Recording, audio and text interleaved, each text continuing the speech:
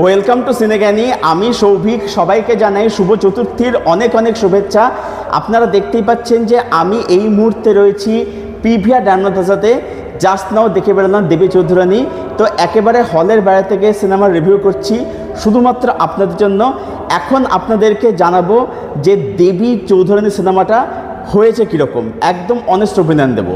তো দেখুন, সিনেমাটার যখন ট্রেলার এসেছিল তখন সিনেমাটা ট্রেলারের মধ্যে যেভাবে বোমবাদাকে মানে ফেস করা হয়েছিল বা বোমবাদাকে যেভাবে ফোকাস করা হয়েছিল, আপনারা জানেন যে বোমবাদা তিনি নিজে কিন্তু কোমাল নাটা চ্যানেলে তিনি ইন্টারভিউ দিয়ে এসেছিলেন। তো কোথাও গিয়ে মনে হচ্ছিল ছবির নাম দেবী চৌধুরী না হয় ছবির নাম বনের হলেই বেশি ঠিক হতো আর কি, এটা কোথাও গিয়ে মনে হচ্ছিল। কারণ সেখানে শ্রাবন্তী ম্যামের উপরে ফোকাস কিন্তু খুব একটা ছিল না, এবং শ্রাবন্তী তিনি কীরকম পারফরমেন্স দেবেন সেটা নিয়ে যথেষ্ট ডাউট ছিল। তো এখানে বলে রাখি যে ছবির শুরু প্রসেনজিৎ চ্যাটার্জিকে নিয়ে করা হলেও শ্রাবন্তী ম্যাডাম তিনিও কিন্তু ইকুয়ালি স্পেস কিন্তু পেয়েছেন। এখানে মেনলি ডিরেক্টর শুভ্রজিৎ মিত্র তিনি ফোকাস করছেন হচ্ছে সন্ন্যাসী বিদ্যা এবং ফকির বিদ্যার উপরে, এবং দেবী চৌধুরানী বা প্রফুল্ল কীভাবে এই পুরো যে বিষয়টা সন্ন্যাসী বিদ্যা তার মধ্যে জড়িয়ে পড়ছে সেটা এখানে ছবির মধ্যে দেখানো হয়েছে আর কি। তো ছবিটার গল্প সম্বন্ধে বলার কিছু নেই। বঙ্কিমচন্দ্র চট্টোপাধ্যায়ের কালোজি উপন্যাস। আমি রিভিউর মধ্যে আলোচনা করব সিনেমাটার মধ্যে কি কি ভালো আছে কি কি খারাপ আছে। আমি এর আগে একটা কুইক রিভিউর শর্টস বানিয়েছি, যদি আপনারা না দেখে থাকেন সেটা অবশ্যই চেক আউট করুন। তো পজিটিভ দিক হচ্ছে এই ছবির মধ্যে ড্রামা যেটুকু আছে সেটা কিন্তু অবশ্যই বেশ ভালো, বেশ স্ট্রং, সেখানে কিছু কিন্তু বেশ ভালো হয়েছে। দ্বিতীয় হচ্ছে যে এই সিনেমার মধ্যে পারফরমেন্স, এখানে সপ্তাহ লাগাচ্ছে অবভিয়াসলি বোমবাদা। প্রসেনজিৎ চট্টোপাধ্যায় এখানে জাস্ট ফাটিয়ে দিয়েছে, কিকাস লেগেছে, কিছু আগে তার সংলাপ নিয়ে কিন্তু তিনি চোখ দিয়ে যে অভিনয় করেছেন সেটা কিন্তু সত্যি দেখবার মতো, গুজবাম্পস হয়ে যাবে। আর শ্রাবন্তী ম্যামের কথা যদি বলি, দেখুন ওনাকে নিয়ে আমরা সমালোচনা পরে আমি আসছি, কিন্তু শ্রাবন্তী ম্যাডাম তিনি কিন্তু মানে তার থেকে মানে এটা তাকে নিয়ে ডাউট ছিল সবার যে তিনি কীরকম পারফরমেন্স দেবেন।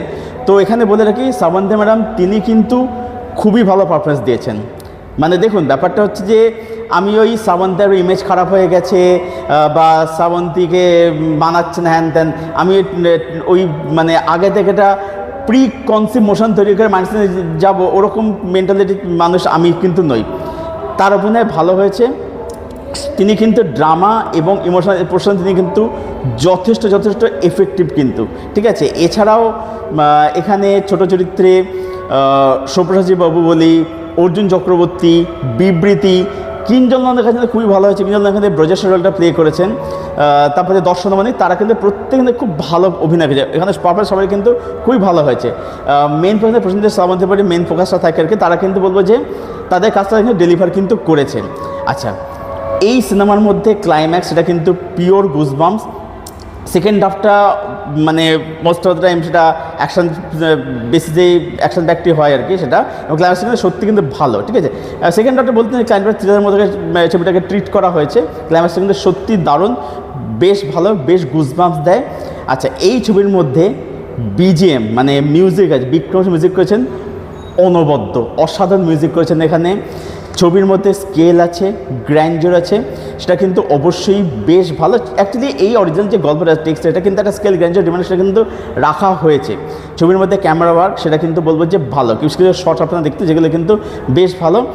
এবং ছবিটা যে শেষ করা হলো, যেটা কোথাও গিয়ে মনে হচ্ছে এই ছবির সেকেন্ড পার্ট কিন্তু আসতে পারে, দেখা যাক সেটা হয় এখানে সময় বলবে সেটা, কিন্তু ছবিটা কিন্তু ওপেন এন্ড কিন্তু রাখা কিন্তু হয়েছে। ওকে, আচ্ছা, তো এই ছিল ছবির মধ্যে পজিটিভ দিক। ছবির নেগেটিভ দিক আসি। নেগেটিভ দিক হচ্ছে প্রথমত হচ্ছে যে এই সিনেমাটা ড্রামা আরও বেশি ডিম্যান্ড করে। এই যে প্রফুল্ল সে থেকে যে দেবী চৌধুরানী হচ্ছে, এই জায়গাটা মানে এই যে ব্যাপারটা জার্নিটা এটা খুব তাড়াতাড়ি হয়ে যায়। তো এই জায়গাতে ছবির মধ্যে আরও বেশি পরিমাণে ড্রামার কিন্তু দরকার ছিল, মানে ছবিটা আরও বেশি রান টাইম কিন্তু ডিম্যান্ড করে। আর একটা হচ্ছে যে ছবিটা পুরোটা হচ্ছে সন্ন্যাসী বিদ্রোহ, প্রফুল্ল দেবী যে জার্নি সেটার উপর ফোকাস করা হচ্ছে, কিন্তু যাদের সে এরা লড়েছিল ব্রিটিশরা সেই ব্রিটিশদের ক্যারেক্টারগুলো কিন্তু খুবই দুর্বল করা হয়েছে। সেই ক্যারেক্টার রাইটিংটা তার বেশি আরও মানে ভালো করা দরকার ছিল। তাদের কী করে স্পেস দরকার সেটা কিন্তু এখানে ছবির মধ্যে কিন্তু করা কিন্তু হয়নি। আর মেন যেটা সমস্যা ছবি সেটা হচ্ছে যে এর ভিজুয়ালস। আপনার ট্রেলারের মধ্যে দেখেছেন ছবির অনেক জায়গাতেই কিন্তু ভিএফএক্স ভিজুয়ালের কাজ প্রচণ্ড বাজে।